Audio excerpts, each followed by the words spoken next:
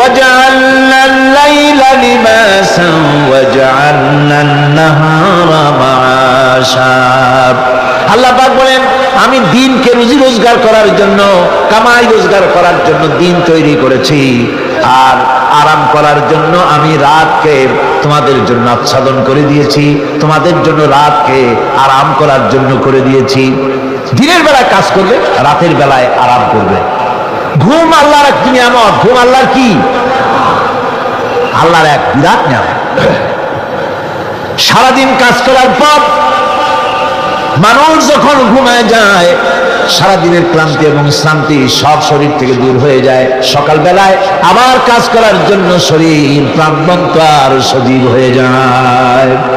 এই ঘুম যার হয় না, সেই বুঝতে পারে কি নিয়ামত সে হারায়। আল্লাহ পাক যেন সারা জীবন যতটুকু ঘুমের স্বাস্থ্যের জন্য আমাদের প্রয়োজন, আল্লাহ যেন এই নিয়ামত থেকে আমাদেরকে বঞ্চিত না করেন। আমরা বলি আমিন। ঘুমের জন্য মানুষ ঘুমাইতে না পারলে পাগল হয়ে যায়। কি বিরাট নিয়ামত এই ঘুম আল্লাহ পাক মানুষকে দিয়েছে। আমার বন্ধুগণ, এভাবে করে আল্লাহ রাব্বুল আলামিন মানুষের একঘেয়েমি দূর করার জন্য সকাল করেছেন, দুপুর করেছেন, বিকেল করেছেন, সন্ধ্যা করেছেন, রাত করেছেন, ঘুমাবার ব্যবস্থা করেছেন, কামাই রুজির ব্যবস্থা করে দিয়েছেন, রুজি রোজগার করার ব্যবস্থা করেছেন। সবকিছু তিনি রহমান বলে, তিনি দয়াবান বলে মানুষের সব প্রয়োজন আল্লাহ পাক মিটিয়ে দিয়েছেন। আল্লাহ সুবহানাহু ওয়া তাআলা তিনি বলছেন আমার রহমতেই পৃথিবীর মাটি থেকে তোমাদের ফসল উৎপাদিত হয়। তোমরা দেখো, আফারাআইতুম মা তাহরুতুন আআনতুম তাজরাউনাহু আম নাহনুজ জারিউন। জমিন থেকে ফসল কে উদ্গত করে? উদ্ভিদকে কে গজায়? তুমি গজাও না, আমি গজাই। আল্লাহ পাক বলেন সমস্ত উদ্ভিদগুলি আমি তোমাদের জন্য গজায় দেই। লাহা মা কাসাবাত ওয়া আলাইহা মাকতাসাবাত। প্রত্যেক মানুষই সেই উপার্জন অনুসারে সেখানে ফল পাবে। যেমন কর্ম তেমন ফল পাবে, ব্যক্তি হিসাবে পাবে, দল হিসাবে পাবে।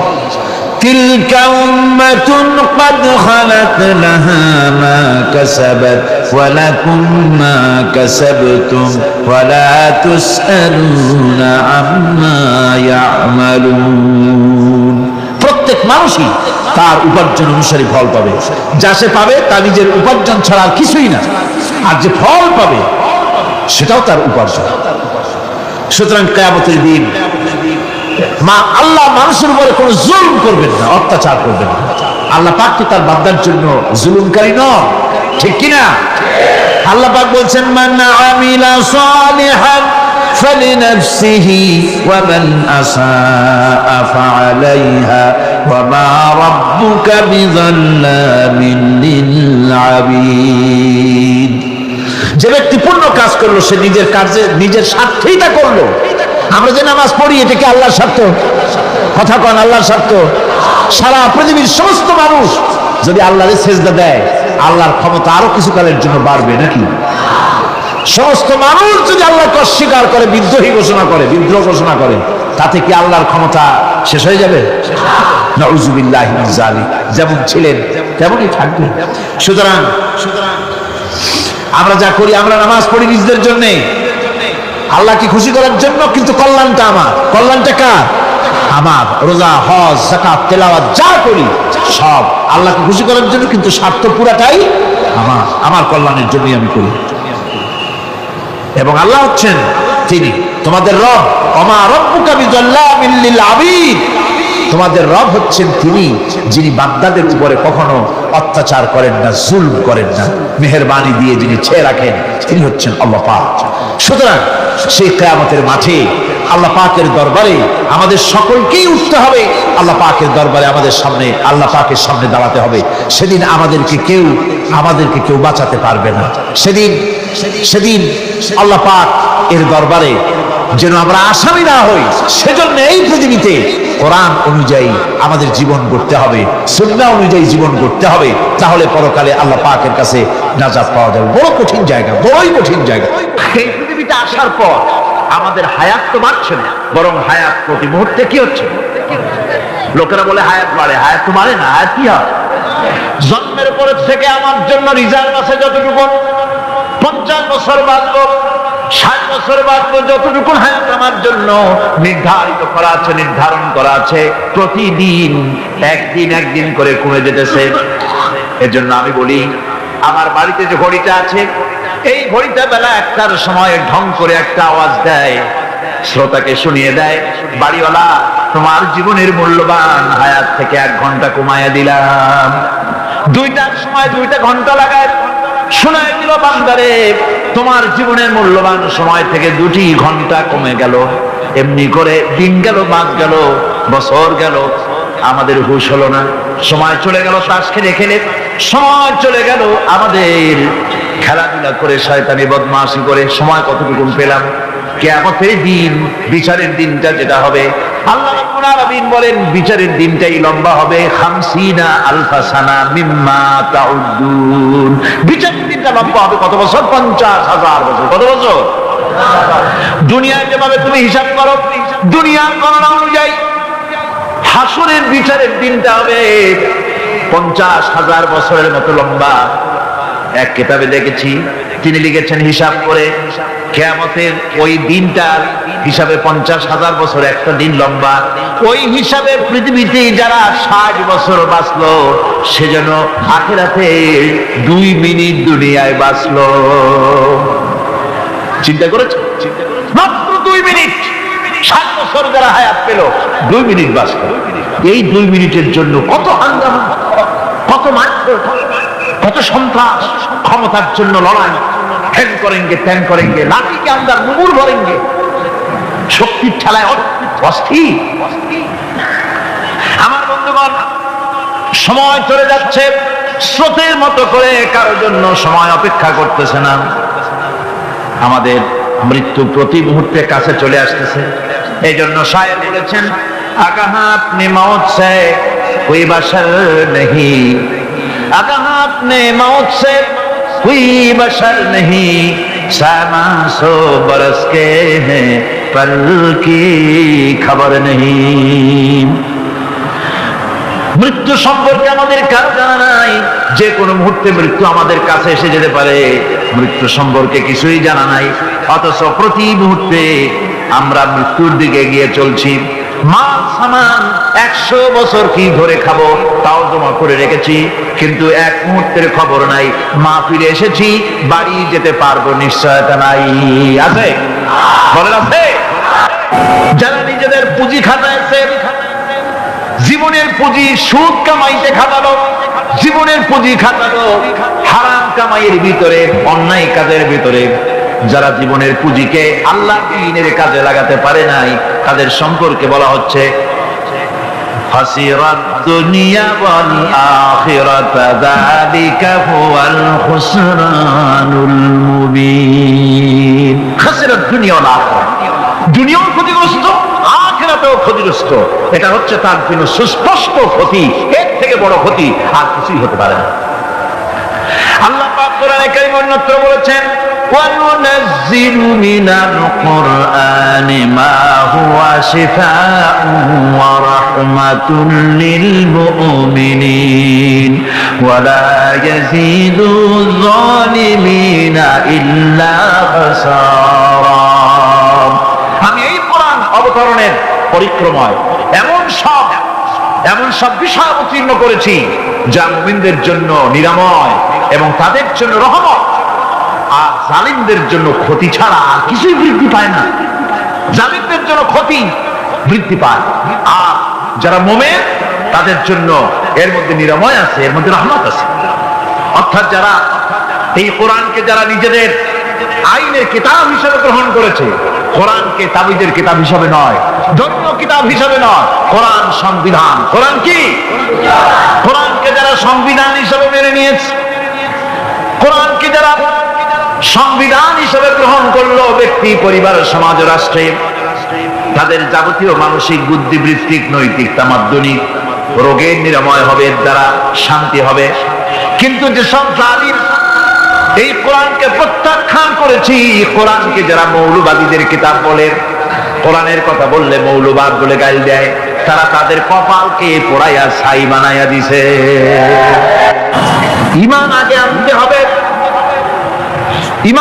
সম্পর্কে আল্লাহ রাব্বুল আলামিন বলতেছেন ঈমান হলো আগে, তারপরে ইসলাম।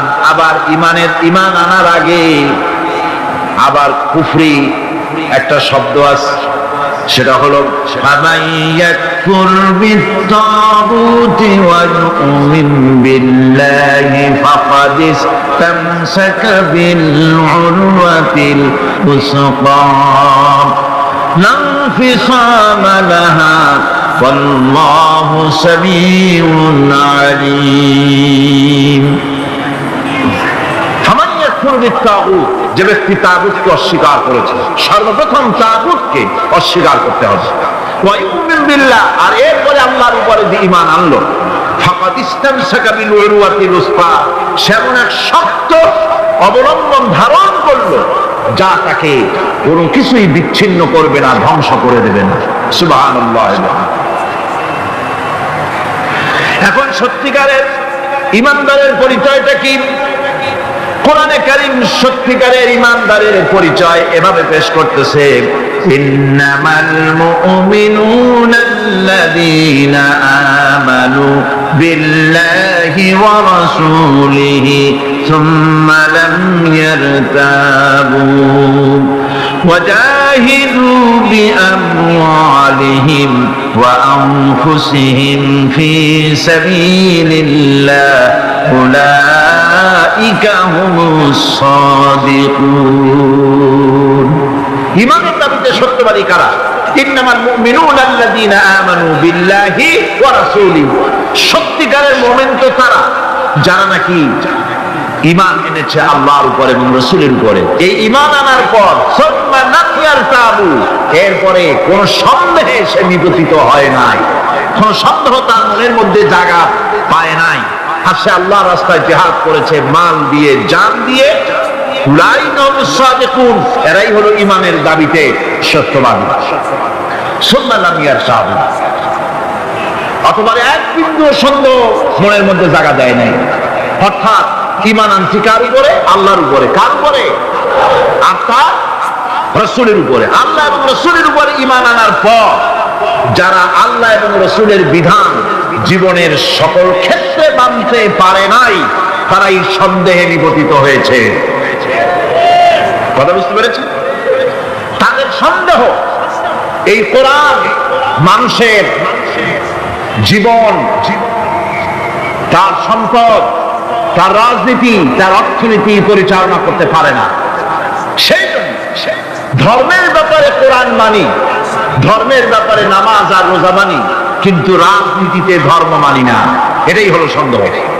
এটাই কি সন্দেহ, অবিশ্বাস। অপরাধীরা সেখানে অসহায় হয়ে যাবে, অপরাধীরা অসহায় হয়ে যাবে। আল্লাহ পাক বলেন, فَإِذَا جَاءَتِ الصَّاخَّةُ يَوْمَ يَفِرُّ الْمَرْءُ مِنْ أَخِيهِ وَأُمِّهِ وَأَبِيهِ وَصَاحِبَتِهِ وَبَنِيهِ। অবশেষে যখন কান ফাটানো আওয়াজ আসবে, এই আওয়াজ সেদিন মানুষ নিজের মা, বাপ, ভাই, বোন সব থেকে বিচ্ছিন্ন হয়ে যাবে।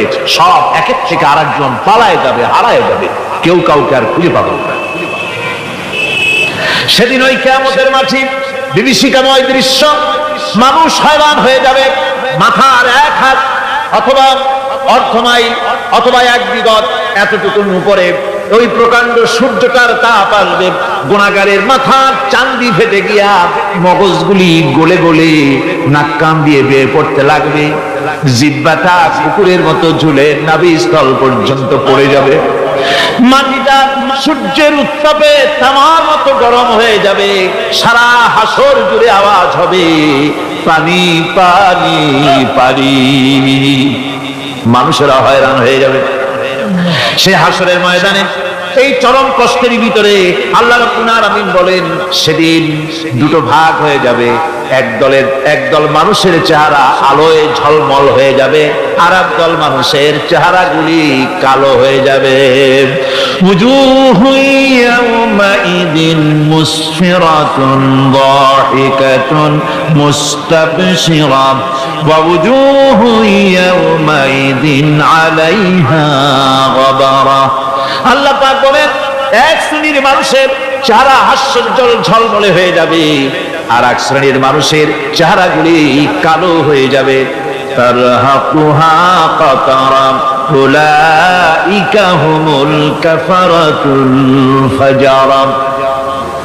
হাস্যোজ্জ্বল, স্বচ্ছন্দপূর্ণ, সুন্দর, উজ্জ্বল ঝলমলে চেহারা হবে ঈমান আনার কারণে, পরকালকে বিশ্বাস করার কারণে, আল্লাহ এবং রাসূলের কথা অনুযায়ী জীবন যাপনের কারণে চেহারাটা উজ্জ্বল হয়ে যাবে। আর আল্লাহর নাফরমানি, রাসূলের নাফরমানি, পরকালকে অস্বীকার করার কারণে কাফেরগুলির চেহারা, মুনাফিকগুলির চেহারা কালো হয়ে যাবে। তাদেরকে আলাদা করে দেওয়া হবে। আমতাজুল ইয়াওমা আইয়ুহাল মুজরিমুন, মুসলিমদেরকে আলাদা করে দেওয়া হবে, দুইটা ভাগ হয়ে যাবে। এই চরম অবস্থা সৃষ্টি হবে কিয়ামতের ময়দানে। সেদিন রাসূল করিম সাল্লাল্লাহু আলাইহি ওয়াসাল্লাম উম্মতের জন্য সুপারিশ করবেন। সেই সুপারিশ যেন আমাদের করতে পারেন, সেজন্য আমাদেরকে তৈরি করতে হবে, সে ধরনের যোগ্য আমাদেরকে বানাতে হবে। বন্ধুগণ, এই পরকালীন জীবন, এর সম্ভাবনা, এটা যে হবে এবং সেই পরকালে আমাদের সকলকে যে উঠতে হবে, কিয়ামতে আল্লাহর কাছে জীবনের সব কিছুর জবাবদিহি করতে হবে, এই ভীতি সৃষ্টি করতে চায় আল্লাহ পাক মানুষের ভেতরে। আল্লাহ পাকের চাইতে মানুষের কল্যাণকামী আর কেউ আছে? চিল্লায় কোন আল্লাহর চাইতে, বিশ্ববাসীর সৃষ্টি জগতের কল্যাণকামী আল্লাহর চাইতে, রাসূলের চাইতে বেশি কেউ কি আছে? সে আল্লাহ পাক সব বলে দিলেন, ওপেন সিক্রেট করে দিলেন, সব গোপন ফাঁস করে দিলেন। কেমনে বিচার হবে, কেমনে কিয়ামত অনুষ্ঠিত হবে, কেমনে কি হবে, সব খুলে খুলে আল্লাহ পাক বলে দিলেন আমাদেরকে ভালো হওয়ার জন্য। কোরআনে কারীম বলছে, লাইসাল বিররা আন তুওয়াল্লু ওয়ুজুহাকুম কিবালাল মাশরিকি ওয়াল মাগরিব।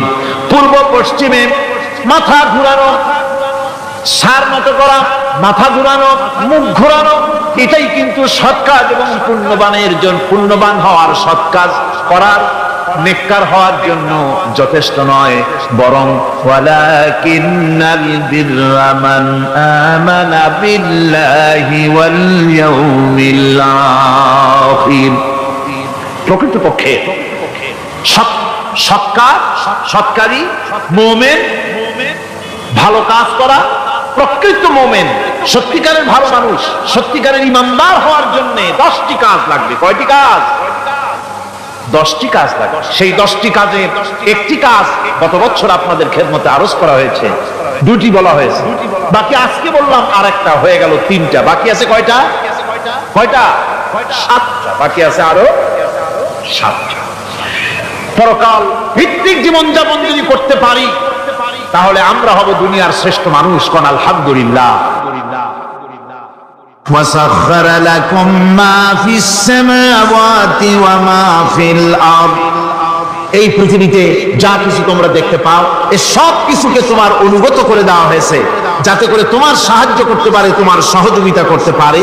এজন্য আমি সবকিছুকে সৃষ্টি করেছি। সাখারা শব্দের অর্থ হচ্ছে যে আমি সবগুলিকে তোমাদের অনুগত করে দিয়েছি, যাতে করে তোমাদের অনুগত থাকে, অর্থাৎ তোমরা তাদের এই সমস্ত জিনিস দিয়ে তোমরা কাজ নিতে পারো।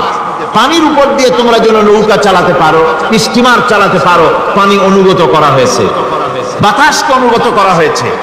পৃথিবীর সব কিছুকেই আমি অনুগত করে দিয়েছি তোমাদের, যাতে করে তার দ্বারা তোমরা কাজ নিতে পারো।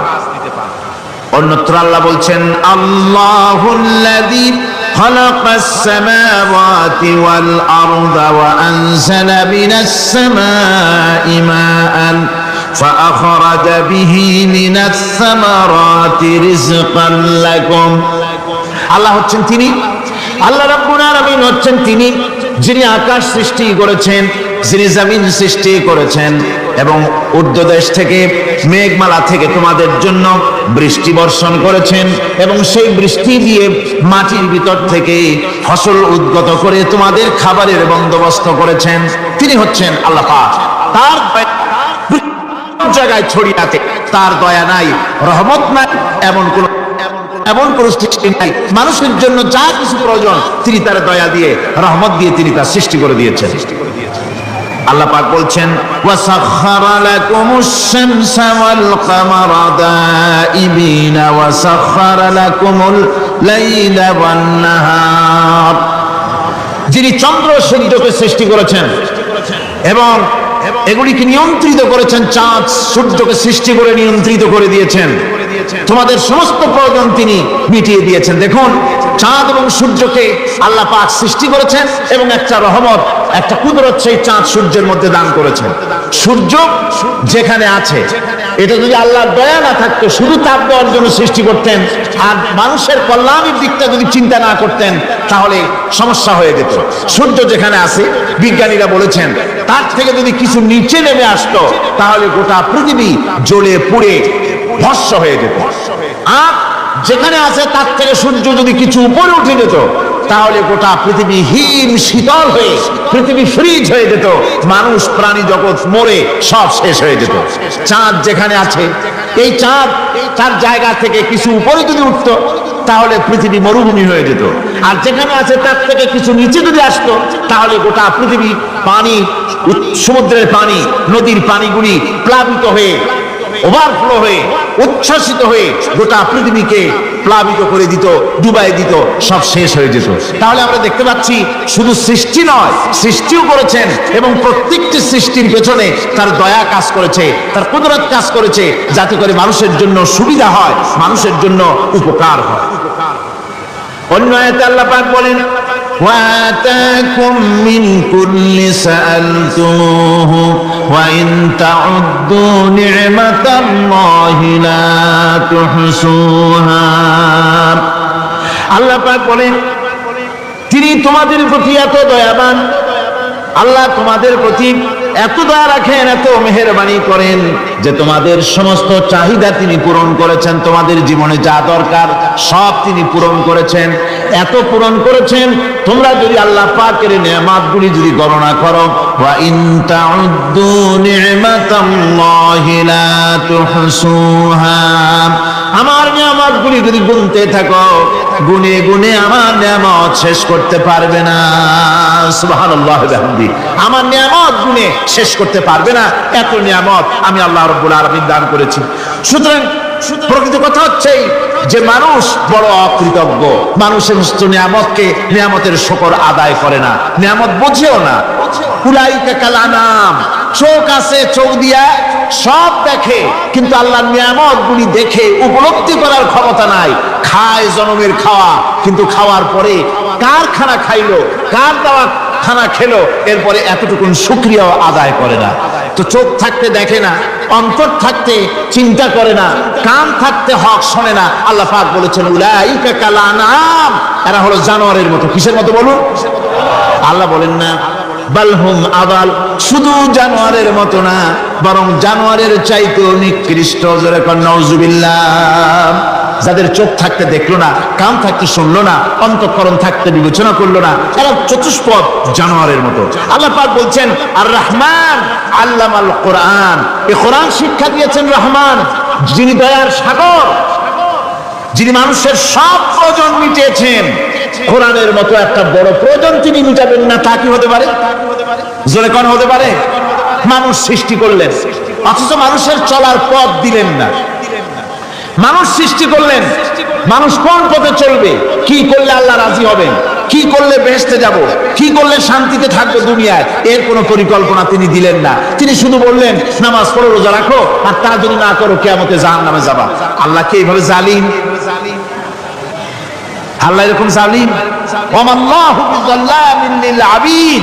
আল্লাহ পাক বলেছেন আমি আমার বান্দার জন্য জালিম নই, আমি বান্দার উপর জুলম করি না। আল্লাহ পাক রহমান, তিনি আমাদের পথ দেখিয়েছেন। তিনি কি সুন্দর, কত রহমত তার, কত দয়া। রহমান নাম দিয়ে সূরাটি শুরু করেছেন। এই কোরআন শিক্ষা দিয়েছেন তিনি, যিনি দয়াবান।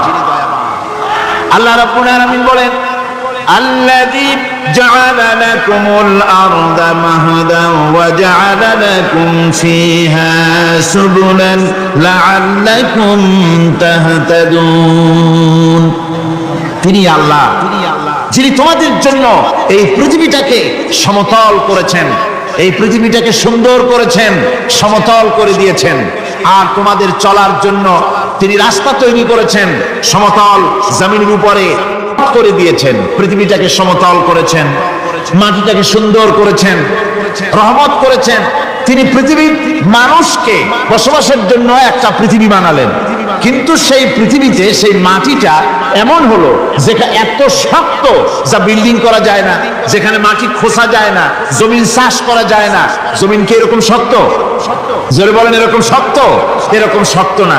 আবার বৃষ্টি পড়লে যে কাদা হয়, ওই রকম যদি জনমের মতো আল্লাহ কাদা বানাই দিতেন যে মানুষ দাঁড়াইতেই পারে না, কাদার মধ্যে ডুবে যায়, এরকম যদি অবস্থা হতো, তাহলে এই পৃথিবীর এই জমিনের উপরে মানুষ বাড়ি ঘর বানাইতে পারতো না। ঠিক কিনা কর? আল্লাহ পাক বলছেন, আমি একটা ভারসাম্যের মাধ্যমে এই পৃথিবীকে, এই জমিনকে সৃষ্টি করছি, এবং এই জমিন যেন তোমাকে নিয়ে নড়াচড়া করতে না পারে সেজন্য আমি পাহাড় দিয়েছি। পাহাড়গুলিকে কিরকের মতো, পেরেকের মতো খিল মেরে দিয়ে পৃথিবীটার ভারসাম্য রক্ষা করেছি, যাতে করে তোমাকে নিয়ে টালমাটাল হতে না পারে। এই সুন্দর করে পৃথিবীটা বানালাম। তারপরে وَلَقَدْ مَكَّنَّاكُمْ فِي الْأَرْضِ وَجَعَلْنَا لَكُمْ فِيهَا مَعَائِشَ قَلِيلًا مَا تَشْكُرُونَ। আল্লাহ পাক বলেন, আবার দেখো, এই জমিনে আমি তোমাদেরকে প্রতিষ্ঠিত করেছি, আর জমিনের উপরে তোমরা যাতে রুজি রোজগার করতে পারো সে ব্যবস্থাও আমি করে দিয়েছি। জমিন সৃষ্টি করেছি, আবার রুজি রোজগার করবে সে ব্যবস্থাও আমি তোমাদের জন্য করে দিয়েছি। এই পৃথিবী তুমি চাষাবাদ করবে, তাতে ফসল হবে সে ব্যবস্থা করে দিয়েছি, বাড়িঘর বানাবে সে ব্যবস্থা করে দিয়েছি। তারপরে পৃথিবীর এই মাটির নিচে তোমার জন্য সম্পদ রেখেছি, সমুদ্রের ভিতরে, নদীর ভিতরে, সেখানেও তোমার জন্য সম্পদ রেখেছি। আমি রহমান, সব প্রয়োজন মিটিয়েছি। শুধু এর জন্য নয় যে সৃষ্টি করলাম, ইবাদত করলাম আর জাহান্নামে পাঠিয়ে দিলাম, তা তো না। তোমাকে আমি সৃষ্টি করেছি, তোমার প্রয়োজন, যত প্রয়োজন তোমার ছিল জীবনে, সমস্ত প্রয়োজনগুলি আমি মিটিয়েছি। আল্লাহ পাক বলছেন, وَهُوَ الَّذِي سَخَّرَ الْبَحْرَ لِتَأْكُلُوا مِنْهُ لَحْمًا طَرِيًّا وَتَسْتَخْرِجُوا مِنْهُ حِلْيَةً تَلْبَسُونَهَا। আল্লাহ পাক বলেন, এই সমুদ্রকে আমি আল্লাহ তোমার নিয়ন্ত্রিত, তোমার নিয়ন্ত্রণাধীন করে দিয়েছি সমুদ্রকে, আর তার ভিতরে তাজা মাংস, তাজা গোশত তোমার জন্য রেখেছি, খাবার রেখেছি। আবার তুমি পরিধান করতে পারো এমন জিনিসও, ব্যবহারের জিনিস সমুদ্রের মধ্যে রেখে দিয়েছি। তার মানে হলো সমুদ্রের ভেতরে, তার ভিতরে মাছ রয়েছে, টাটকা মাছ আছে, মণিমুক্তা আছে। স্থলভাগে পৃথিবীর মাটির উপরে যত জিনিস আছে, যত নিয়ামত আছে, সমুদ্রের তলদেশে তার কোনো অংশে কম নাই, বরং তার থেকে আরো বেশি আছে। মাটির উপরে যত নিয়ামত আছে, সম্পদ আছে, মাটির তলায় তার থেকে কোনো অংশে কম নাই। অনেক নিয়ামত মাটির তলায় আছে, খনিজ দ্রব্যগুলি মাটির তলায় থাকে। সমুদ্রের তলদেশে অসংখ্য নিয়ামত আল্লাহ রাব্বুল আলামিন রেখেছেন। বলছেন, আমি হচ্ছে রহমান, আমার দয়ায় ভরা, আমি তোমার সমস্ত প্রয়োজন আমি আমার দয়া দিয়ে আমি মিটিয়েছি। আমার ভাইরা, আল্লাহ সুবহানাহু ওয়া তাআলা তিনি হচ্ছেন রহমান,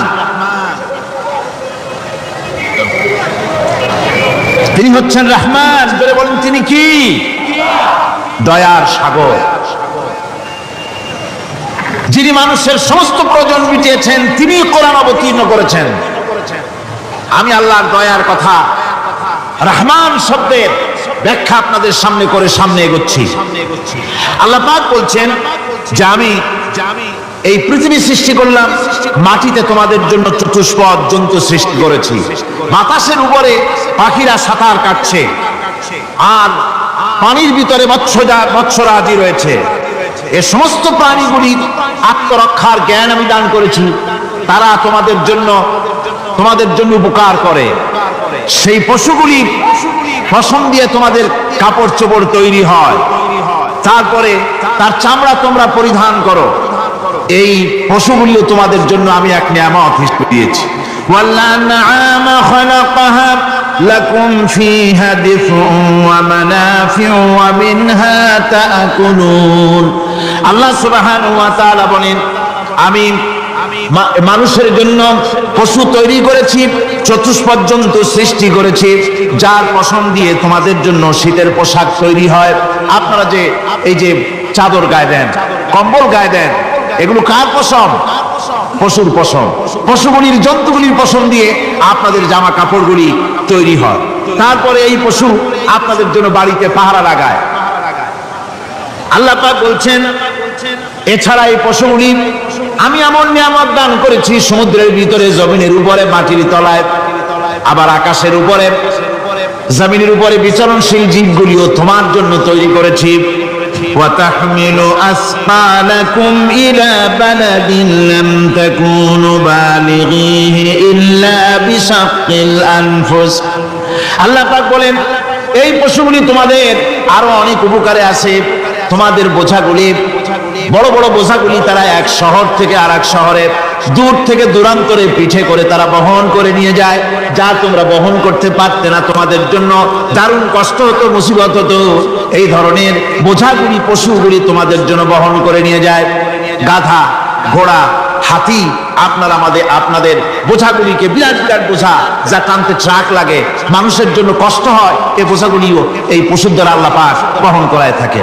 আল্লাহ পাক বলছেন, ইন্না রাব্বাকুম লারাউফুর রাহিম, নিশ্চয়ই তোমাদের রব, তিনি তোমাদের প্রতি অত্যন্ত দয়াশীল। তার দয়া পৃথিবীর চতুর্দিকে ছড়িয়ে আছে। তিনি আমাদেরকে এই কোরআন নাযিল করেছেন, এই কোরআন আমাদেরকে শিক্ষা দিয়েছেন এমন এক রহমান, যার দয়া পৃথিবীর চতুর্দিকে সর্বত্র ছড়িয়ে আছে। আল্লাহর দয়া চতুর্দিকে কি ছড়িয়ে আছে? কোন? আল্লাহর দয়া, আল্লাহর মুহাব্বত, আল্লাহর করুণা সর্বত্র ছড়িয়ে আছে।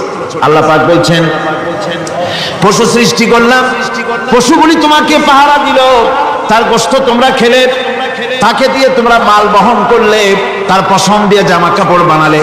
আরো দেখো কি করলাম এই পশু দিয়ে, ওয়া ইন্না লাকুম ফিল আনআমি লাইবরা নুসকিকুম মিম্মা ফি বুতুনিহি মিন বাইনি ফারসিন ওয়া দামিন লাবানান খালিসান সাইগান লিশ-শারিবিন। আল্লাহ রাব্বুল আলামিন বলেন, চতুষ্পাদ জীবের মধ্যে বুদ্ধিমান ব্যক্তিদের জন্য নিদর্শন রয়েছে। যারা বুদ্ধিমান তাদের জন্য নিদর্শন রয়েছে। দেখো, তোমার গাভীগুলি, এগুলি জমিনের ঘাস খেলো। এই ঘাস খাওয়ার পর তার শরীরের ভিতরে রক্ত তৈরি হলো, পেশাব হলো, ময়লা হলো। সেই পেশাব, ময়লা, রক্ত ইত্যাদির ভেতর থেকে আমি তোমাদের জন্য দুধ তৈরি করে দিলাম। যেখান থেকে পেশাব বের হলো, পায়খানা বের হলো, তার পাশের থেকে স্বচ্ছ, সুন্দর, সুমিষ্ট, সুস্বাদু দুধ আমি তোমাদের জন্য বের করে দিলাম। সুবহানাল্লাহ বিহামদিহি। দেখুন, এই দুধ আল্লাহ পাক তৈরি করলেন। কাগজ তৈরি হয় যে মিল, কলকারখানায়, পেপার মিল। আপনারা যদি কোনো পেপার মিলে যান তো যে দেখবেন, কাগজ তৈরি হয় গাছ দিয়ে। এই গাছগুলি মিলের মধ্যে, মেশিনের মধ্যে ঢুকানো হয়। মেশিনের ভিতরে গাছটা ঢুকে মেশিনের তাপে, বৈদ্যুতিক তাপে এই গাছগুলি গলে যায়, পানি হয়ে যায়। তারপরে ছাকনা থাকে, নেট থাকে, কয়েকটা নেট থাকে। সেই ছাকনাগুলির ভিতর থেকে ছেঁকে এরপরে সেই পানিটা চলে আসে প্লেটের উপরে, এসে আস্তে আস্তে শক্ত হতে হতে সেটা কাগজে পরিণত হয়ে যায়। পানিটা আস্তে আস্তে কাগজে পরিণত হয়ে যায়।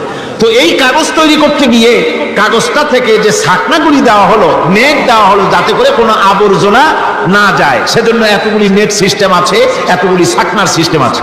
কিন্তু তারপরে এত সাবধানতা সত্ত্বেও আমরা দেখি কাগজে লিখতে গেলে কাগজের মধ্যে নিপের সাথে অ্যাক্সিডেন্ট হয়ে যায়। এ ধরনের আবর্জনা কাগজের মধ্যে দুই একটা থেকে যায়। অনেক কাগজের মধ্যে এরকম পাওয়া যায়, যায় কিনা ভাই? এবার আপনি দেখেন, কাগজ তৈরি করার জন্য মিল কলকারখানার ভিতরে, পেপার মিলে এতগুলো নেটের ব্যবস্থা থাকে, ছাকনার ব্যবস্থা থাকে। তারপরেও আবর্জনা কিছু কাগজের মধ্যে চলে আসে, দুই একটা থেকে যায়। কিন্তু ঘাস খেলো, কুটা খেলো, খড় খেলো, ভুসি খেলো, তুষি খেলো, গাবিতে খেলো। খাওয়ার পরে আল্লাহ রাব্বুল আলামিন এ দিয়ে দুধ বানালেন। এ দিয়ে পায়খানা হলো, পেশাব হলো, রক্ত হলো। দুধ যখন দহন করলেন, দুধ দহন করার সময় একটা ঘাসের কণাও কি তার মধ্যে পেয়েছেন? পাওয়া গেছে? যায় নাই। অথচ দুধ থাকে যে বাটের মধ্যে, ওটা কি বলে? ওলান বলে নাকি? যে ওলানের ভিতরে দুধ থাকে, ওইটা কাটে দেখেন, জবাও করে, গরু জবাও করে ওলানটা কাটে দেখে ওর ভিতরে কোনো নেট আছে, কোনো জাল আছে, কোনো ছাকনার ব্যবস্থা আছে? কিচ্ছু নাই। সুবহানাল্লাহ কইতে ইচ্ছে করে না ভাইরা? আল্লাহ রাব্বুল আলামিন বলেন এইভাবে করে পশুর ভিতরে তোমার জন্য কত এক পশুতে কত উপকার করলাম, গোশত খাওয়ালাম, চামড়া দিয়ে জামা বানায় দিলাম। প্রচন্ড শীত পড়ে যেখানে, কানাডায়, ইউরোপে, আমেরিকায় প্রচন্ড শীত পড়ে কোন কোন এলাকায়। দক্ষিণ আমেরিকায় কানাডার একটা এলাকা আছে যেখানে এবার আমি সফর করে এসেছি। 12 মাস বরফ পড়ে সেখানে, বরফ আর বরফ ছাড়া কিছু নাই, সমস্ত রাস্তাঘাট সব বরফ আর বরফ। সেখানে এই প্রচন্ড শীতের ভিতরে মানুষ কিভাবে থাকবে? সুতা দিয়ে তৈরি করা কাপড়ে শীত কিছুতেই মানতে পারে না। আমি তো গেছি এমন এক জায়গায়, কানাডা এবং আমেরিকা যেখানে ছিলাম, সেখানে শীত ছিল -11 টেম্পারেচার, -11। এখন বোঝেন যে ঠান্ডাটা কি পরিমাণ। মুখের থেকে থুতু ফেললে আপনি চেহারা ফিরাতে পারবেন না, এর মধ্যে আপনার থুতু বরফ হয়ে যাচ্ছে। এই রকমের প্রচন্ড ঠান্ডায় সব রকমের কাপড় চোপড় যা ছিল এগুলো সব কিনে গায়ে দিয়ে আমি 1-3 হয়ে গেছি ফুলিয়া।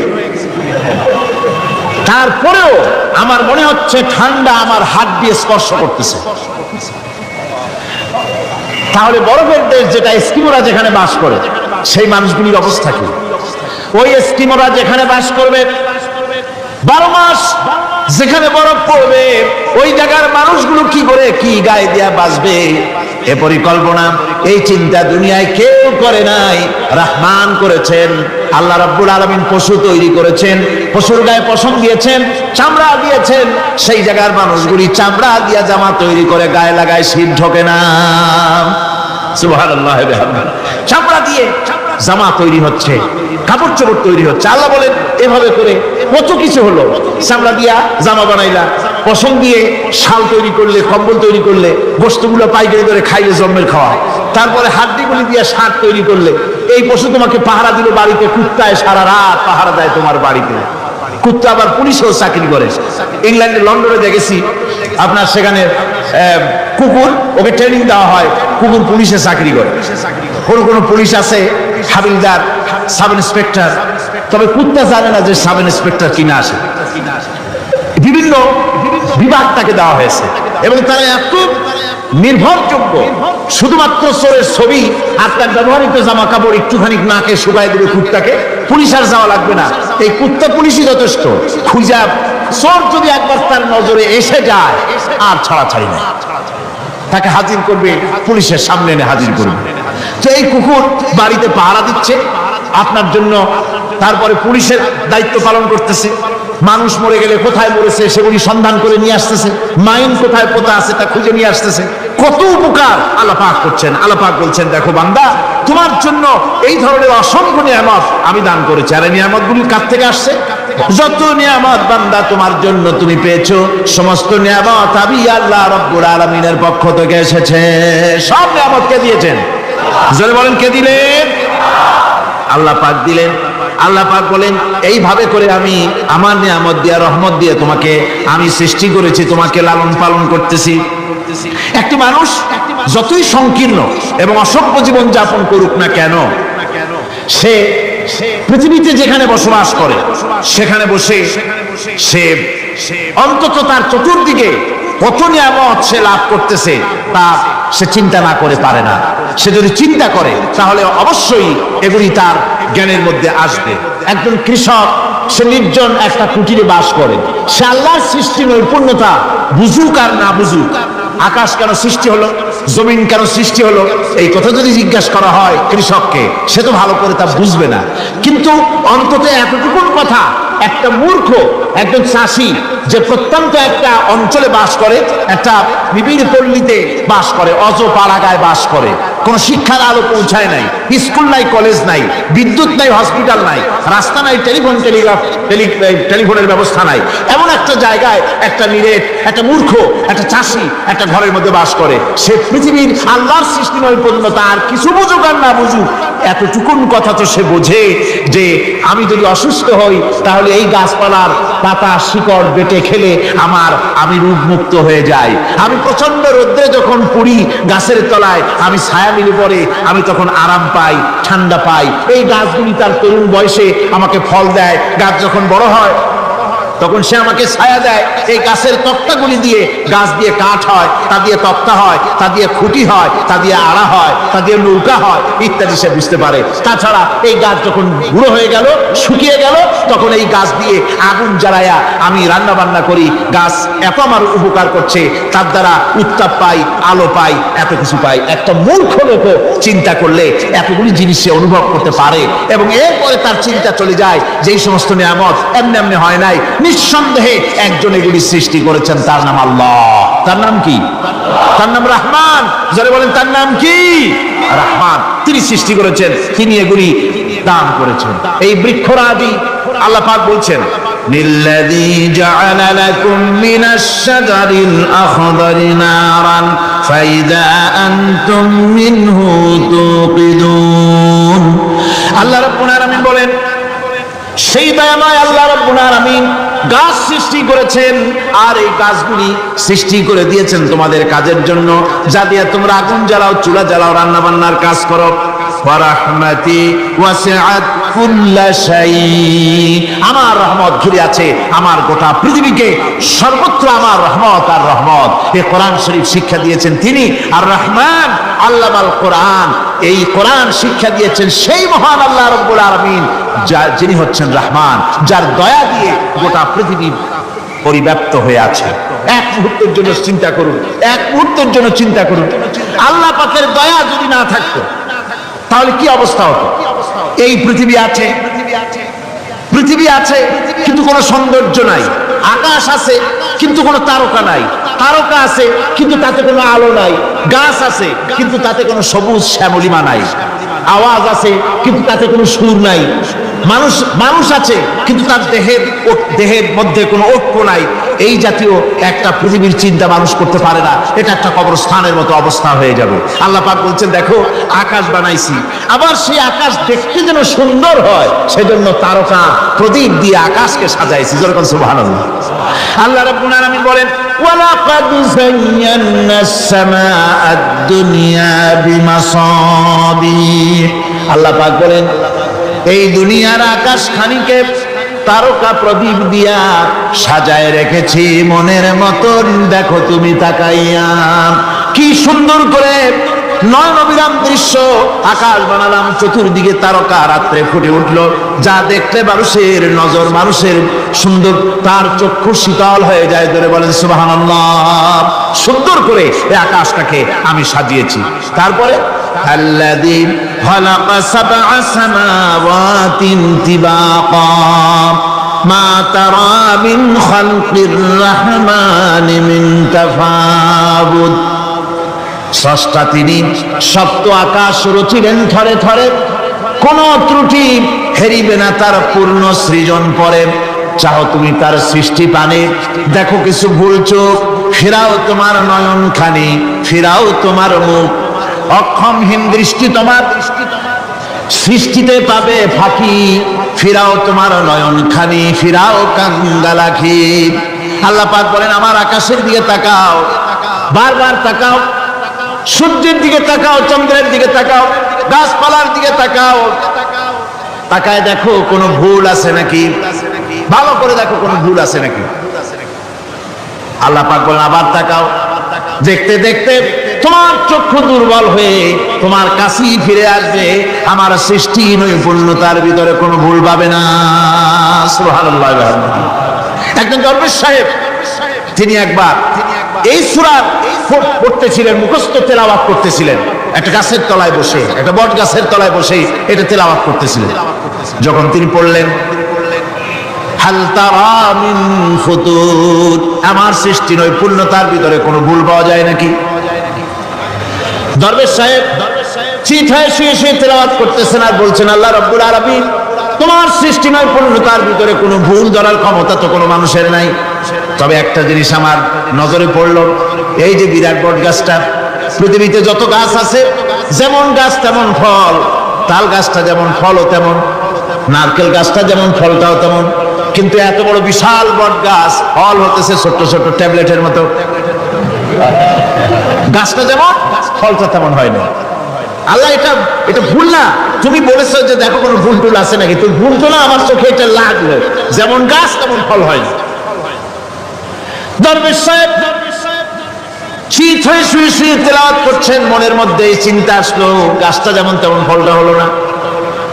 দরবেশ সাহেব বলেন, এই চিন্তা করতেছি, হঠাৎ করে একটা দমকা হাওয়া বয়ে গেল, ডালে ডালে বাড়ি লেগে গেল, একটা আদা পাকা বটের ফল অনেক উপর থেকে বৃন্তচ্যুত হয়ে চট করে এসে আমার নাকের উপরে ফট করে পড়লো। নাকের উপরে এমন ভাবে পড়ছে, নাকটা জ্বলে উঠছে। আমি সেজদায় পড়ে গেলাম। দরবেশ সাহেব বলেন, আমি সেজদায় পড়ে গেলাম, চোখের পানি ফেলে আল্লাহর দরবারে মাপ চাইলাম, বললাম, রব্বুল আলামিন, তোমার কোন জিনিসের ভিতরে কোনো খুঁত নাই, নিখুঁত জিনিস তুমি বানাইছো, কোনো ভুল নাই। আমি চিন্তা করেছিলাম নারকেল গাছ যেমন তার ফল তেমন, তাল গাছ যেমন তার ফল তেমন, বট গাছটা যেমন তেমন ফল। আমার আন্দাজ মতো, আমার চিন্তা মতো যত বড় বট গাছ অত বড় ফলটা যদি হতো, বটের ফলটা যে পজিশন নিয়ে আমার নাকে পড়েছিল, গাছ যেমন ফল তেমন হলো, নাকও যেত, আমার মাথাও যেত। আল্লাহ রাব্বুল আলামিন বলেন, দেখো বান্দা, আমার সৃষ্টি নৈপুণ্যতার মধ্যে কোনো ভুল পাবে না। সুবহানাল্লাহ, কোনো ভুল নাই, বারবার তাকাও, কোনো ভুল পাবে না। আল্লাহ সুবহানাহু ওয়া তাআলা সুন্দর করে বানিয়েছেন, যা দেখবেন শুধু সুন্দর আর সুন্দর। সুবহানাল্লাহ বলেন, শুধু সুন্দর। ফুলের সৌন্দর্য দেখেন, গাছের সৌন্দর্য দেখেন, জমিনের সৌন্দর্য দেখেন, পাখির সৌন্দর্য দেখেন। আল্লাহ পাক যা বানালেন সবগুলিকে আল্লাহ পাক সুন্দর করে করে সৃষ্টি করেছেন, সব গুছিয়ে গুছিয়ে সুন্দর করে করে বানিয়েছেন, অসুন্দর করে কিছু বানান নাই। ফুল দেখতে কত সুন্দর, ফুলের থেকে ফল হয়, সে ফল হওয়ার জন্য ফুলের পুংকেশর আর স্ত্রী কেশরের মিলন ঘটতে হয়। তো ফুল তার চলতে পারে না, এই মিলনটা কেমনে হবে? এই জন্য আল্লাহ পাকের রুচি দেখেন, আল্লাহ পাকের রহমত দেখেন, আল্লাহর কুদরত চিন্তা করুন। সুবহানাল্লাহ বিহামদিহি। ফুল সুন্দর জিনিস, ফুলের চাইতে আর কিছু সুন্দর আছে নাকি? এত সুন্দর ফুল, এই পুংকেশর এবং স্ত্রী কেশরের বিনিময়টা কে করবে? এইটা করার জন্য আল্লাহ পাক এই দায়িত্ব তেলাপোকাকে দেন নাই, দিছেন নাকি? আরশোলাকে দিছেন, সার পোকাকে দিছেন, কুল পোকাকে দিছেন, তাতে ফুলের ইজ্জত নয়। ফুল যেমন সুন্দর, আল্লাহর রুচি, আল্লাহ রাব্বুল আলামিনের সৌন্দর্য বোধ কত বিরাট, কত মহান আল্লাহ পাক। ফুল যেমন সুন্দর, ওই সুন্দর ফুলের উপরে তেলাপোকা পড়লে ফুলের সৌন্দর্য নষ্ট হবে। এই জন্য আল্লাহ পাক ফুল যেমন সুন্দর, ওই পুংকেশর আর স্ত্রী কেশরের মিলন ঘটাবার জন্য রব্বুল আলামিন সুন্দর প্রজাপতির ব্যবস্থা করেছেন। ফুল যেমন সুন্দর, প্রজাপতিও সুন্দর। প্রজাপতির ডানায় কোন শিল্পী কোন তুলি দিয়ে এত রং লাগালো! সুবহানাল্লাহ বিহামদিহি, সুবহানাল্লাহ বিহামদিহি। কি সুন্দর প্রজাপতি আল্লাহ তৈরি করলেন। আল্লাহ পাক বলছেন, এমনি সুন্দর করে বানালাম, মানুষ বানাইছি, সে মানুষের সৌন্দর্য দেখো। দুইটা চোখ দিলাম দেখার জন্য, চোখ কি জন্য? এখন এই চোখ দুটা যদি কুমিরের মতো আল্লাহ গোল বানাই দিতেন, চোখ গোল এরকম কুমিরের মতো দেখতে বিশ্রী হতে, চোখ দুটোকে আল্লাহ কানা কানা করেছে, চোখের উপরে ভুল লাগিয়েছে, তাতে আবার পশম দিয়েছেন, চোখে পিসি দিয়েছেন, চোখের ভিতরে মণিটা কালো করেছেন, তার চতুর্দিকে সাদা অংশকে মিলাপ করেছেন যাতে কালোটা আরো ফুটে ওঠে। সুবহানাল্লাহ বিহামদিহি। কত সৌন্দর্য আল্লাহ রাব্বুল আলামিন মানুষকে দিয়েছেন। আল্লাহর রহমতের ওয়াজ সারা বছর করলেও তো ঘুরাবে না, এত রহমত, এত দয়া আল্লাহ সুবহানাহু ওয়া তাআলা। মানুষ আল্লাহ কি সুন্দর করে বানালেন। একবার একজন দরবেশ সাহেব রাস্তা দিয়ে যাচ্ছেন, প্রতিমধ্যে তিনি দেখতে পেলেন নদী থেকে এক কলসি পানি নিয়ে এক যুবতী সুন্দরী মেয়ে রাস্তা বেয়ে যেতেছে। দরবেশ সাহেব দাঁড়ায় গেলেন আর ওই যুবতীর দিকে এক নজরে তাকায় আছেন, চোখে পলক দেয় না। এরপরে যুবতী থমকে দাঁড়ায় গেল। আধা বুড়া মানুষ, দাড়ি অর্ধেক পাইকে গেছে, দেখতে দেখায় খুব বুজুর্গ মানুষ, কিন্তু রাস্তায় আমার একা পায়া এমনি করে তাকিয়ে আছে আর চোখ দিয়েও তো পানি পড়ে। ব্যাপারটা কি? দরবেশ কাঁদে কেন? প্রতিমধ্যে আমাকে একা পেয়ে দরবেশ কাঁদে কেন, তাকিয়ে আছে কেন? মহিলার চিন্তা জাগলো। শেখ সাদি রহমতুল্লাহ আলাইহি ঘটনা লিখেছেন, বাংলা কবিতার অনুবাদ করেছেন।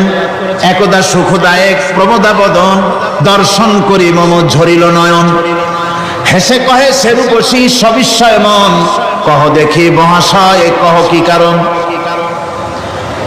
বিষয় বিরাগী তুমি ভুবনে প্রচার, কি হেতু জন্মিল তব মানস বিকার। যুবতী মেয়েটি বলছে, ওগো দরবেশ সাহেব, হুজুর সাহেব, আমি একটা যুবতী মেয়ে লোক, রাস্তায় আমাকে একা পেয়ে আপনি আমার দিকে তাকায় আছেন আর কাঁদতেছেন। এই বৃদ্ধ বয়সে ভীমরতি হলে কেন? আমাকে দেখে কাঁদেন কেন? আর এক নজরে কেন তাকায়ছেন? কারণটা কি? কি কুমতলব আছে? দরবেশ সাহেব বলছেন, হেসে কহিলাম বালে করহ শ্রবণ, নেত্র ঝরে তবু হেতু ভেব না এমন। হে রূপসী মেয়ে, তোমার জন্য আমি কান্দি, একথা একবারও চিন্তা করো না। যে শিল্পী রচিল এই সুধাংশু বদন, তাহার তরে ঝরে নেত্র নয়নে জীবন। তোমার প্রেম পাওয়ার জন্যে, তোমাকে দেখে লোবাতুর এবং কামুক হয়ে তোমার দিকে তাকায় কান্দি, একবারও ভেবো না। আল্লাহর কসম আমি কাঁদতেছি, তোমার এত সুন্দর স্বাস্থ্যের চেহারা যে আল্লাহ রাব্বুল আলামিন বানায় দিলেন, না জানি সেই আল্লাহ কত সুন্দর। যার সৃষ্টি এত সুন্দর, সে আল্লাহ রাব্বুল আলামিন না জানি কত সুন্দর। আল্লাহ পাক সেই সুন্দর আল্লাহ রাব্বুল আলামিনকে দেখার তৌফিক যেন আমরা পাই। জোরে বলেন আমিন, আরো জোরে বলেন আমিন। আল্লাহ পাক বলছেন, আমি সুন্দর করে সব তৈরি করে দিয়েছি। বুঝবে তারা যারা চিন্তাশীল, যারা গবেষণা করে। ইন্না ফি খালকিস সামাওয়াতি ওয়াল আরদি ওয়া ইখতিলাফিল লাইলি ওয়ান নাহার লাআয়াতিন লিউলিল আলবাব। নিশ্চয়ই যারা নাকি জ্ঞানবান, তারা রাত এবং দিনের পরিবর্তন, আকাশ এবং জমিনের সৃষ্টি ইত্যাদির ব্যাপারে, এই সৃষ্টি নৈপুণ্যতার ব্যাপারে তারা চিন্তা করে, গবেষণা করে। রাত এবং দিনের পার্থক্য মানুষের জীবনকে জীবন পদ্ধতিকে দুই ভাগে বিভক্ত করেছে, রাত এবং দিন। দেখেন আল্লাহর রহমত এবং কুদরত সব জায়গায় রাত এবং দিন মানুষের জীবন চলার পথকে, জীবন পদ্ধতিকে কয় ভাগে ভাগ করেছে? দুই ভাগ। আল্লাহ পাক বলেন, ওয়াজআলনাল লাইলা লিবাসা ওয়াজআলনান নাহারা মাআশা। আমি রাতকে করেছি শান্তির বাহন, রাতকে করেছি আচ্ছাদন, শান্তির বাহন, আর দিনকে করেছি রোজগার করার জন্য। দিনের বেলায় রোজগার করবে, কামাই রুজি করবে, কল কারখানায় যাবে, খেতে খামারে যাবে, অফিস আদালতে যাবে, কাজ কাম করবে। এই কাজ করে করে শরীরের ভিতরে ক্লান্তি আসে, অবসাদ এসে যায়। আল্লাহ রাব্বুল আলামিন বলেন, আমি আবার রাত বানালাম। ওই রাতের বেলায় বানর যখন ঘুমায় যায়, এই ঘুম তার সমস্ত অবসাদ আর ক্লান্তি দূর করে দিয়ে সকাল বেলায় আবার তাজা মানুষ করে সমস্ত একেবারে পরিপূর্ণ কর্মক্ষম একজন মানুষে তাকে পরিণত করে দেয়। রাতটাকে আচ্ছাদন করে দিয়েছি, দিনের কোলাহল মুক্ত রাত। সূর্যের আলোর ঝলকানি, তীব্র আলো নাই, চিৎকার নাই, আওয়াজ নাই। রাতের একটি অন্ধকার চাদর পরিয়ে দিলাম এই পৃথিবীর উপরে, রাতের একটি অন্ধকার চাদর পৃথিবীর উপরে পরিয়ে দিলাম। কোলাহল মুক্ত পৃথিবী। এখন সূর্যের তীব্র আলো আর নাই, এখন আরামে তুমি ঘুমিয়ে যাও, ঘুমাও, আবার সকালবেলা উঠে তুমি কাজ করবে। আল্লাহ পাক বলেন, আমি এভাবে ومن رحمته جعل لكم الليل والنهار لتسكنوا فيه ولتبتغوا من فضله। আল্লাহর রহমতের ভিতরে এটাও রহমত, আল্লাহর করুণা, আল্লাহর দয়া যে তিনি দিনকে করেছেন রুজি কামার জন্য, রাতকে করেছেন তিনি তোমাদের জন্য ঘুমাবার জন্য, বিশ্রামের জন্য। এই ব্যবস্থা আল্লাহ রাব্বুল আলামিন করেছেন, যিনি তোমাদেরকে দুপুর বেলায়, বিকেল বেলায়ও তোমাদেরকে অবসাদ গ্রহণের জন্য, আরামের জন্য দুপুর এবং বিকাল, সকাল ইত্যাদি তৈরি করেছেন। কোরআন শরীফের ভিতরে আল্লাহ পাক এই সমস্ত কথাগুলি ব্যাখ্যা সহকারে বলে দিচ্ছেন যে আমার রহমত ওয়াসিআত রাহমাতি কুল্লে সেই সমস্ত জিনিসে চতুর্দিকে, তুমি যেখানে আছো তার চতুর্দিক, আকাশ এবং জমিন, আমার রহমত তোমাকে ঘিরে রেখেছে। কোরআন নাযিল করেছেন সেই আল্লাহ, সেই রহমান, যার দয়া সর্বত্র ছড়িয়ে আছে। আল্লাহ পাক বলছেন, এরপরে তোমাকে সৃষ্টি করলাম, জমিন সৃষ্টি করলাম খাবারের জন্য। আমার রহমতের বিষয়টা দেখো, আমি এমন দয়াবান, এমন মেহেরবান। এবার তোমার খাবারের জরুরত হলো, তুমি কি খাবে? সেজন্য এই জমিনে ফসলের ব্যবস্থা আমি আল্লাহ করেছি। জোরে বলেন সুবহানাল্লাহ। জমিন শুকায় গেছে, বৈশাখ মাসের জ্যৈষ্ঠ মাসের প্রচন্ড রৌদ্রের তাপে জমিন শুকায় গেছে, এই জমিনে তুমি ফসল ফলাবে কি করে যদি না পানি দিয়ে জমিনটারে ভিজায় দেই? আল্লাহ বলেন জমিন ভিজাবার দায়িত্ব আমি নিলাম। আল্লাহুল্লাযী আরসালার রিয়াহা ফাতুসিরু সাহাবা, সমুদ্রের পানি লবণাক্ত পানিগুলি বাষ্পীয় আকারে উত্থিত হয়ে যায়, মেঘমালায় পরিণত হয়ে যায়। বাতাসকে বলি এই মেঘকে টেনে নিয়ে যাও অমুক জায়গার উপরে, মেঘ চলে এলো। আল্লাহ বলেন ফাসুকনাহু ইলা বালাদিন মাইয়িতিন ফাআহইয়ানা বিহিল আরদা বাদা মাউতিহা কাযালিকান নুশুর। আল্লাহ পাক বলছেন বৃষ্টির পানি পড়লো, মরা জমিন জিন্দা হয়ে গেল। এই মরা জমিন জিন্দা হলো, এরপরে তুমি বীজ বপন করলে, ধান বপন করলে, গম বপন করলে, মাটির খাসলাত হলো সব পচায় দেওয়া। মাটির খাসলাত কি কথা বোঝেন না? মাটির ধর্মটা কি? পচায় দেওয়া। যা রাখেন পচে যাবে, লোহা রাখেন জং ধরে যাবে, পাথর রাখেন আস্তে আস্তে এ ধরনের যেসব জিনিস রাখেন আস্তে আস্তে করে ধ্বংস হয়ে যাবে, পচে যাবে। ওই মাটির ভিতরে ধান এবং গম, আপনার ফসল, আপনার খাদ্য, আপনার রিজিককে আমানত করে দিলেন। আল্লাহ পাক ওটাকে হেফাজত করলেন। এরপরে ওর ভিতর থেকে পাতা অঙ্কুরিত হয়ে বেরিয়ে এলো। এখন কেউ যদি বলে আল্লাহ যদি পানি না দেন, আল্লাহ যদি বৃষ্টিটা না দেন, তাহলে আমার অসুবিধাটা কি? আল্লাহ বলেন দেখো বৃষ্টিটা তো আমি দিলাম। বৃষ্টিটা কে দিলেন? আল্লাহ পাক বলেন আফারাআইতুমুল মাআল্লাযী তাশরাবুন আনতুম আনজালতুমুহু মিনাল মুজনি আম নাহনুল মুনজিলুন। তোমরা যে পানি পান করো, আকাশ থেকে পানিটা কে বর্ষণ করে? তুমি করো না আমি করি? কে করে যেরকম? আল্লাহ পাক বলছেন আমি পানি বর্ষণ করি। সেই পানিটা এই যে বঙ্গোপসাগরের পানি, আপনাদের কর্ণফুলীর পানি, মিষ্টি না নোনা? কি পানি যেরকম? এই নোনা পানি আকাশে উঠলো। আল্লাহ পাক বলেন ইচ্ছে যদি করতাম লাউ নাশাউ জাআলনাহু জাদান ফালাউলা তাশকুরুন। পানি উঠালাম নোনা পানি, ইচ্ছে করলে লবণাক্ত অবস্থায় অবতীর্ণ করে দিতে পারতাম, জমিনের ফসল সব নষ্ট হয়ে যেত।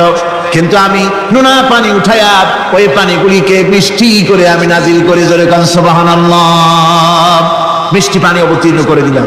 এখন মানুষ বলে আল্লাহ পানি না দিলে কি হইতো? আমাদের খাল আছে, বিল আছে, সাগর আছে, নদী আছে, পুকুর আছে, হাওর আছে, টিউবওয়েল আছে, ডিপ টিউবওয়েল আছে, আল্লাহ বৃষ্টি না দিলে তো কি হয়ে গেল আমাদের? আল্লাহ পাক জবাব দিয়েছেন কুল আরাআইতুম ইন আসবাহা মাউকুম গাওরান ফামান ইয়াতিকুম বিমাইন মাইন। বলো দেখি সবে শুকাইয়া যদি যায় এই জমিনের পানি, তাহলে হেথায় তটবীর ধারা কে দিবে সবারে আনি? টিউবওয়েলের পানি, পাতালের পানি, দরিয়ার পানি, সাগরের পানি, হাওরের পানি, বিলের পানি সব যদি আমি আল্লাহ শুকায় দেই, আমি আল্লাহ ছাড়া এমন কোন শক্তি আছে যে মরা গাঙ্গে নতুন করে পানির জোয়ার এনে দিতে পারে? আছে কেউ? কেউ নাই। আল্লাহ পাক বলেন দেখুন আমার রহমত, এভাবে করে আমি পানি দিলাম, বৃষ্টি দিলাম, এবার গাছ উঠলো, বীজ বপন করছিলাম, গাছ উঠলো। আনতুম আনশাতুম শাজারাতাহা আম নাহনুল মুনশিউন। মাটি থেকে এই গাছকে কে উদ্গত করে দিল? হয় বেটা কে দিল? তুমি দিছো না আমি দিয়েছি? কে দিয়েছে? জোরে কর, জোরে চিল্লা এখন কে দিল? আল্লাহ পাক বলেন গাছ উদ্গত করে দিলাম, গাছ এবার বড় হলো। এই গাছ আল্লাহ রাব্বুল আলামিন এই গাছ তৈরি করলেন। এই গাছ শুধু আপনার জ্বালানি দেয় না, গাছ শুধু ফল দেয় না, এই গাছ মানুষের জন্য গাছ হচ্ছে বন্ধু। মানুষের জন্য গাছ কি? যেরকম কি বন্ধু। সেই বন্ধুরে জন্মের কাটা কাটবেন নাকি? এই গাছ তৈরি হচ্ছে, গাছ বন্ধু কি করে? গাছ বন্ধু হচ্ছে আমরা যে শ্বাস প্রশ্বাস নেই, মুখের থেকে নাকের থেকে যে শ্বাসটা ফেলি, সেটা হচ্ছে আমরা গ্রহণ করি বাতাস থেকে অক্সিজেন, ছেড়ে দেয় কার্বন ডাই অক্সাইড। এটা হচ্ছে বিষ। এটা কি? আমরা নিলাম পরিশুদ্ধ অক্সিজেন, নিলাম, ছেড়ে দিলাম এটাকে বিষ করে, এই বিষটা ছড়িয়ে গেল। এখন এই বিষ যদি আল্লাহ পরিশুদ্ধ করার কোন ফ্যাক্টরি না বানাতেন, তাহলে পৃথিবীর সমস্ত প্রাণী মরে যেত। সুবহানাল্লাহ বলতে ইচ্ছে করে না? আল্লাহ পাক কি ব্যবস্থাটা করলেন! কোন দুনিয়ার ফ্যাক্টরি নাই মানুষ যে বিষাক্ত করে দেয় আবহাওয়াকে, সেটাকে রিফাইন করার ব্যবস্থা মানুষের কাছে নাই। আল্লাহ ব্যবস্থা করেছেন কি?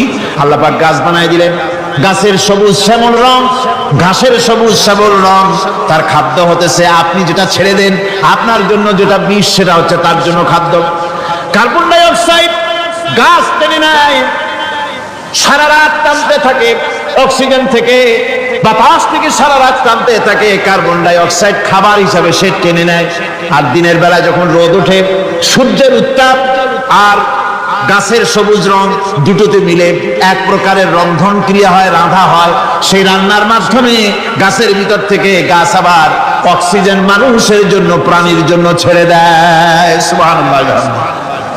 তো গাছ আপনার জন্য বন্ধু, এক থেকে গাছ আপনার এই কাজ করলো, ফার্নিচার বানাইলো, ছায়া দিল, ফল দিল। আল্লাহ পাক বলেন এই গাছগুলি কে তৈরি করলো? মিয়া তুমি করছো না? আমি করছি। আমি আমার রহমত দিয়ে তোমার গাছ বানাই দিলাম। এরপরে ফসল দিলাম, ফসল হলো, তোমার তরি তরকারি হলো, সবকিছু তোমার হয়ে গেল। এবার ফসল দেখা মানুষে যখন দেখে জমিনে বড় বড় ধানের গোছা হয়েছে, মোটা মোটা ধানের গোছা হয়েছে, মোছে তখন তেল মাখার নতুন নতুন গানের আয়োজন করে। এবার ফসল বেশি হয়েছে, গান, থিয়েটার, বাজনা, গুনাগার বিবি, কত রকমের গানের ব্যবস্থা করে ফেলে। জমিনে ফসল আর মোছে তেল মাখে আনন্দে। আল্লাহ রাব্বুল আলামিন বলেন লাউ নাশাউ লাজআলনাহু হুতামান ফাযাল্তুম তাফাক্কাহুন। আমি যদি ইচ্ছে করি তোমার জমিনের সমস্ত ফসলটাকে আমি সম্পূর্ণ কুটায় পরিণত করে দিতে পারি, তুষে পরিণত করে দিতে পারি। পারেন না? ধানের ভিতরে আল্লাহ যদি চাউল না দেন তাহলে সব তুষ হয়ে যাবে না? তখন কি করবেন আপনারা? কি করবেন? বাংলাদেশ তখন হরতালের দেশ। যখন আপনি দেখলেন যে জমিনে ধান এবার সব তুষ হয়েছে, তখন আল্লাহর বিরুদ্ধে হরতাল করেন। লাভ হবে কিছু? লাভ হবে? আল্লাহর বিরুদ্ধে আপনারা অনশন ধর্মঘট করেন, লাভ হবে কিছু? কোনো লাভ হবে না। আল্লাহ রাব্বুল আলামিন বলেন কোনো লাভ হবে না, বরং তোমরা তখন বলবে ইন্না লামুগরামুন বাল নাহনু মাহরুম। কপালে তখন আঘাত করবে, পরাঘাত করতে থাকবে আর বলবে যে আরে কপাল পোড়া হয়ে গেলাম, হতভাগ্য হয়ে গেলাম, বঞ্চিত হয়ে গেলাম, আল্লাহর রহমত থেকে সর্বনাশ হয়ে গেল। তখন কপালে আঘাত করা ছাড়া আর কিছুই করতে পারবে না। আল্লাহর বিরুদ্ধে মিছিল চলে না, সমাবেশ চলে না, বিক্ষোভ চলে না, হরতাল চলে না। মহান আল্লাহ রাব্বুল আলামিন বলছে দেখো এইভাবে করে তোমার ফসলের ব্যবস্থা আমি আল্লাহ করেছি। আমি রহমান, আমি আল্লাহ পাক কি এমন রহমান।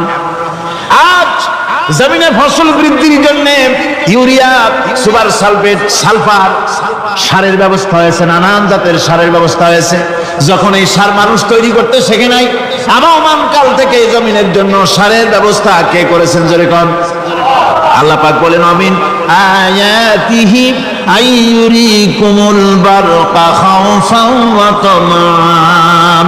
আমার অসংখ্য নিদর্শনাবলীর মধ্যে এটাও একটি নিদর্শন যে আকাশে বিদ্যুৎ চমকে মেঘের গর্জন হয়। এটি বিদ্যুৎ চমকে গর্জন হয়, এর মধ্যে রয়েছে মানুষের জন্য ভীতি এবং আশা। তারা ভয় পায়, আর এর মধ্যে আশাও রয়েছে। আশাটা কি?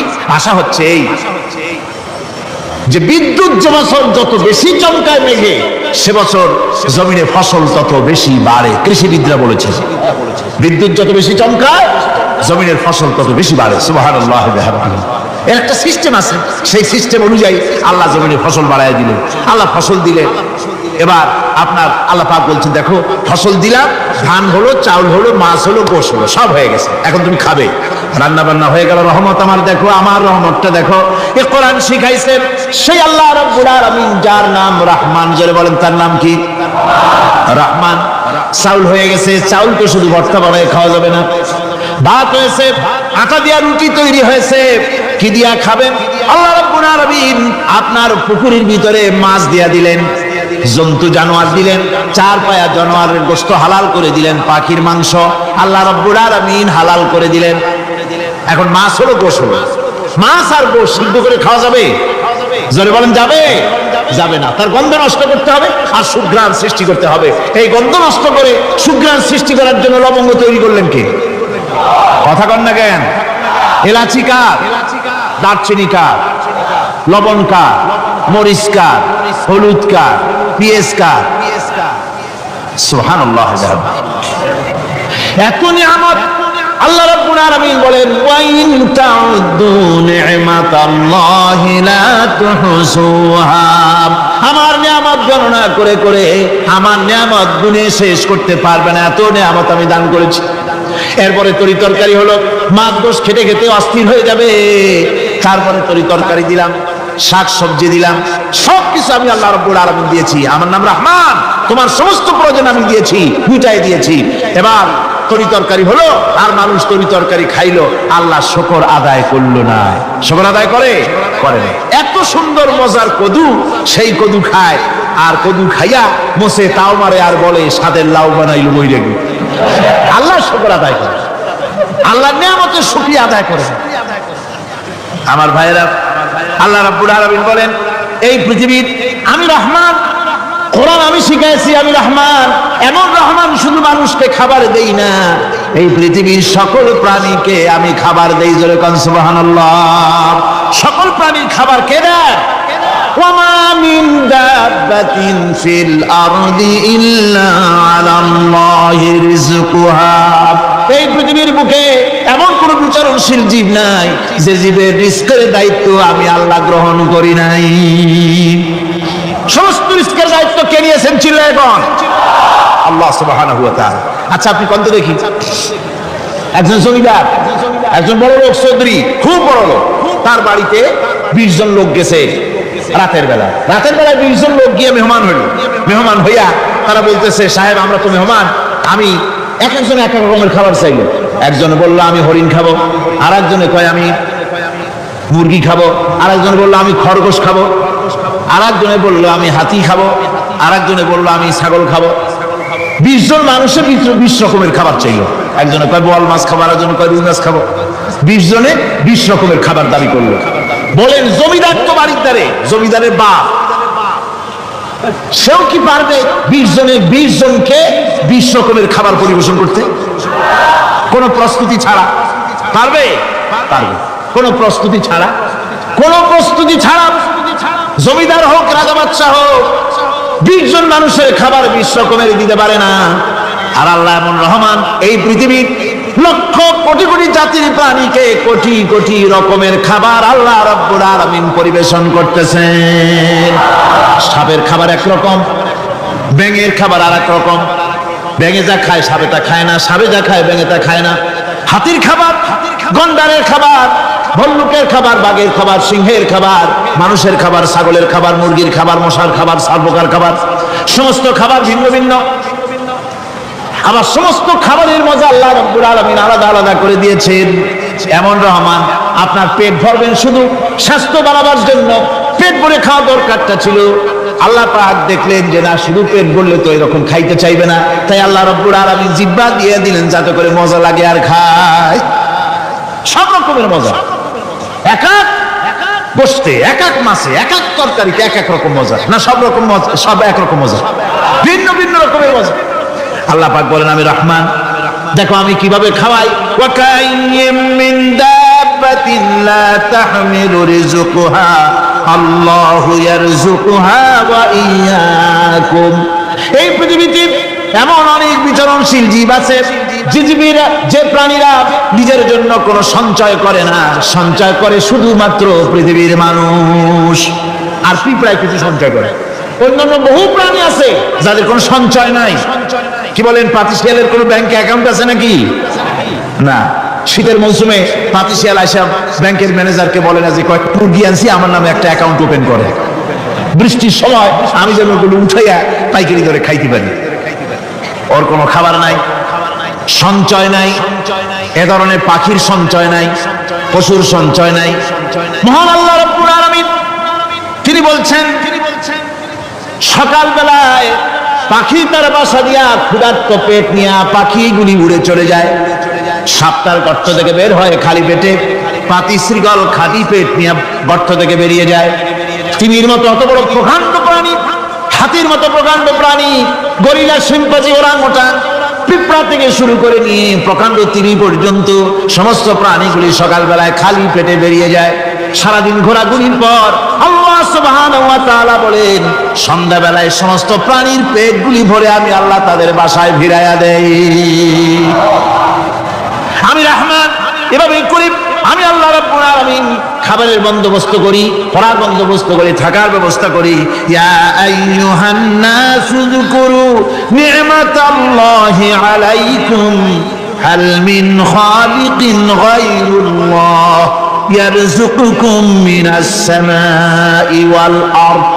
ও পৃথিবীর মানুষেরা, ওই আল্লাহর স্মরণ করো, আল্লাহর নিয়ামতের শুকরিয়া আদায় করো যে আল্লাহ তোমাকে আকাশ থেকে জমিন থেকে রিজিক দেন। ওই আল্লাহ ছাড়া আছে কি কেউ যে তোমাকে আকাশ থেকে রিজিক দেয়, জমিন থেকে রিজিক দেয়?